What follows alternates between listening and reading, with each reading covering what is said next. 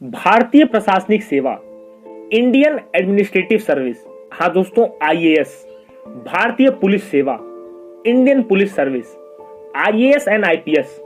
जब भी दोस्तों आप इन शब्दों को सुनते होंगे कि वो आईएएस है, वह आईपीएस है, वह एक सिविल सर्वेंट है, उसने सिविल सर्विसेज एग्जाम को क्रैक किया है, आपके मन में उस व्यक्ति के प्रति, उसके व्यक्तित्व के प्रति दोस्तों एक सम्मान की भावना प्रकट होती है कि हाँ वो पढ़ने में बहुत ही अच्छा रहा होगा, उसने बहुत मेहनत करी होगी। तो बिल्कुल दोस्तों, आपने कभी सोचा है क्या आप वहां पहुंच सकते हैं? आपको ऐसा क्या करना है कि आप भी वहां पहुंच पाओ? तो बिल्कुल दोस्तों, स्वागत है आपका एपिन क्लासेस यूट्यूब चैनल पर और मैं आपका मित्र उज्जवल उपाध्याय स्वागत करता हूं आपका बहुत ही महत्वपूर्ण एवं अहम वीडियो में।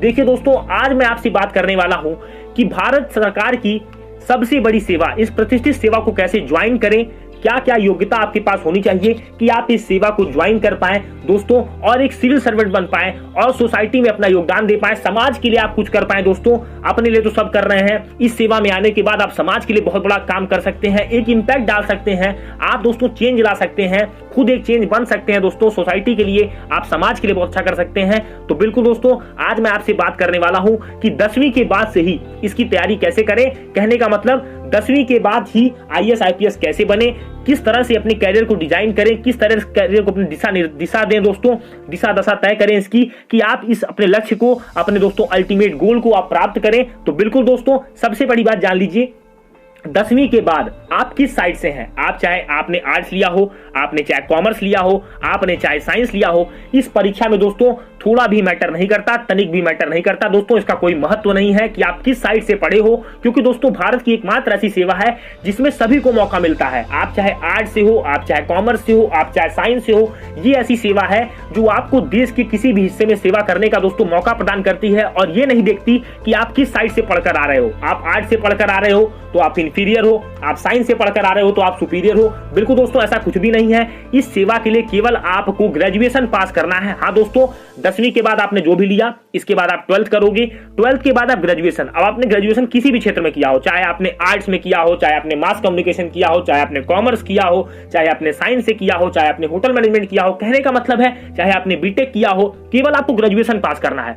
अब ग्रेजुएशन आपका दोस्तों 3 साल से लेकर के 5 साल वाला ग्रेजुएशन होता है, 4 साल का भी ग्रेजुएशन होता है, आप जिसमें पास कर पाओ। बिल्कुल दोस्तों, आपको केवल ये होना चाहिए, आपके पास बैचलर डिग्री होनी चाहिए। इसके बाद आप इस फॉर्म के लिए एलिजिबल हो। जहां तक बात है परसेंटेज की, तो दोस्तों ये ऐसी सेवा है जो आपसे परसेंटेज की मांग नहीं करती है, ये आपकी एबिलिटी को बस जांचना चाहती है कि क्या आप एक दोस्तों सिविल सर्वेंट बन पाओगे, क्या आप एक प्रशासनिक सेवक बन सकते हो। बिल्कुल, इस एग्जाम का केवल एम यही होता है कि भारत सरकार के लिए, भारत के लिए दोस्तों हम लोग ऐसे प्रशासनिक सेवक की तैयारी कराएं, ऐसे प्रशासनिक सेवक को दे पाए जो दोस्तों हमारे देश को चला पाए, जो दोस्तों हमारे देश के प्रशासन को चला पाए। तो बिल्कुल दोस्तों, केवल आपकी ये कला, एडमिनिस्ट्रेटिव स्किल को ही केवल ये चेक करती है, बाकी आपके पास परसेंटेज कितने हैं इसका दोस्तों इसका कोई महत्व इस एग्जाम में नहीं रह जाता है। तो सबसे बड़ी बात, एलिजिबिलिटी आप जान लीजिए, ग्रेजुएशन इन एनी स्ट्रीम। हाँ दोस्तों, अगर आप फाइनल ईयर में हैं तो भी आप इस फॉर्म को अप्लाई कर सकते हैं। बहुत सारे बच्चों के मन में डाउट आता होगा, सर क्या मैं फाइनल ईयर में हूं तो मैं क्या अप्लाई कर सकता हूं? बिल्कुल आप अप्लाई कर सकते हैं। हालांकि एग्जाम खत्म होने तक, रिजल्ट आने तक आपके पास अपनी ग्रेजुएशन की मार्कशीट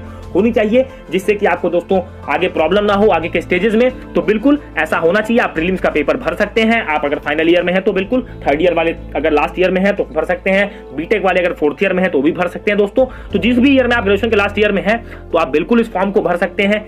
एज लिमिट की बात करते हैं दोस्तों, तो देखिए मैं कैटेगरी वाइज आपको बता दे रहा हूं। जनरल कैटेगरी के अगर आप हैं तो आपकी उम्र सीमा 21 से 32 साल होनी चाहिए। बिल्कुल दोस्तों, अगर आपकी उम्र सीमा इसके बीच है, 21 से 32 साल के बीच, तो आप इस फॉर्म के लिए एलिजिबल हैं। इस फॉर्म को आप भर सकते हैं, इस एग्जाम को आप दे सकते हैं। अगर आप ओबीसी से आते हैं तो आपकी उम्र सीमा 21 से 35 साल होनी चाहिए। अगर आप SC ST से आते हैं दोस्तों तो आपकी उम्र सीमा 21 से लेकर के 37 साल तक होनी चाहिए। अब बात करते हैं नंबर ऑफ अटेम्प्ट्स की। हाँ दोस्तों, कितने प्रयास आप दे सकते हैं सिविल सर्विसेज में।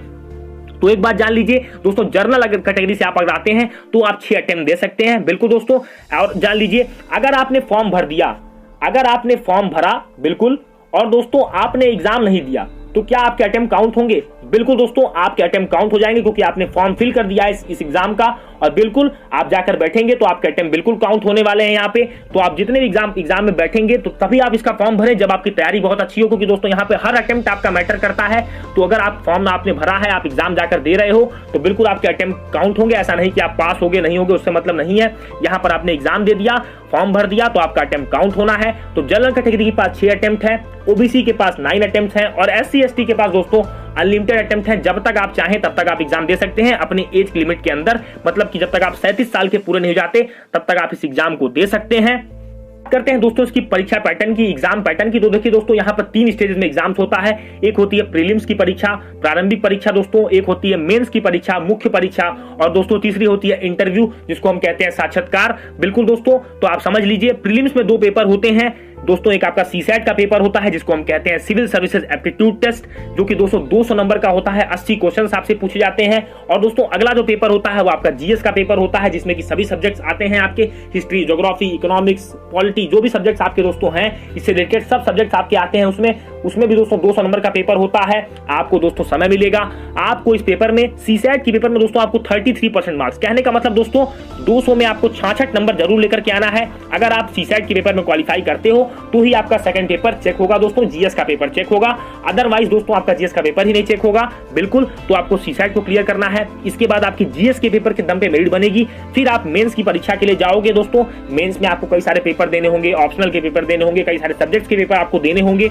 मेंस परीक्षा देने के बाद आपकी दोस्तों लिस्ट आएगी, और मेंस के बाद आपको इंटरव्यू के लिए कॉल किया जाएगा दोस्तों, जो कि जनरली आपका इंटरव्यू 45 मिनट से लेकर दोस्तों 1.5 आवर तक चल सकता है। अगर आप बहुत अच्छा, आपसे एग्जामिनर इंप्रेस हो गया है, आपसे इंटरव्यूअर इंप्रेस है, तो आपका इंटरव्यू लंबा भी खींच सकता है। तो बिल्कुल आपको 45 मिनट से 1.5 घंटे के लिए आपको इंटरव्यू देना होगा। इसके बाद आपकी ऑल इंडिया मेरिट आएगी, और दोस्तों उसमें आपका नाम होगा, तो आप चयनित हो जाएंगे, और दोस्तों आपको अल्बसना में भेजा जाएगा। बिल्कुल दोस्तों, मसूरी में आपकी ट्रेनिंग शुरू हो जाएगी। तो दोस्तों वहां जाने के लिए आपको बहुत ज्यादा मेहनत करनी होगी, एक सही दिशा में मेहनत करनी होगी। बात करते हैं 10वीं के बाद इसकी तैयारी कैसे शुरू करें।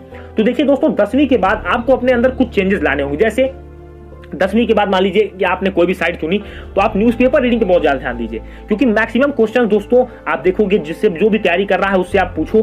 प्रीलिम्स के भी क्वेश्चन, मेंस के भी क्वेश्चन करंट अफेयर्स ओरिएंटेड होते हैं, समाज में अभी क्या चल रहा है, तत्काल में क्या चल रहा है, आगे हम किन चीजों को सही कर सकते हैं, आगे हम इन चीजों को कैसे सही कर सकते हैं। क्योंकि दोस्तों आप प्रशासनिक सेवा में जाना चाहते हैं, आप प्रशासन में जाना चाहते हैं, तो आपके पास दोस्तों अगर कोई चीज है तो उसका सोल्यूशन भी होना चाहिए। अगर कोई प्रॉब्लम आपके पास है तो आप कैसे उसको टैकल करोगे, कैसे उसको सॉल्व करोगे, तो बिल्कुल दोस्तों आपके पास सोल्यूशन भी होना चाहिए। और दोस्तों ये एबिलिटी आपकी धीमे धीमे पढ़ने से ही आएगी, नॉलेज गेन करने से आएगी। तो आप न्यूज़पेपर रीडिंग के अपने अंदर डाल लो, क्योंकि दोस्तों अगर आप दो साल इसको कर लेते हो, 11th और 12th, तो फिर दोस्तों आपको ग्रेजुएशन में एक तरीका मिल जाएगा कि हाँ मैं इस सिविल सर्विस की तैयारी कर रहा हूं, मुझे इस वे में तैयारी करनी है। आपको एक रास्ता मिलता चला जाएगा, और बहुत ज्यादा आपको स्ट्रेस लेने की जरूरत नहीं है। मान लीजिए आपने कोई सब्जेक्ट लिया, जैसे आपने आर्ट्स लिया, तो आप 11th की बुक को, 12th की बुक को दोस्तों अच्छे से पढ़ो, एनसीईआरटी की बुक ज्यादा प्रीफर करो, बेसिक बुक्स को उठाओ, क्लास 6 से लेकर के 12th तक की बुक्स आप कम से कम तैयार रखो।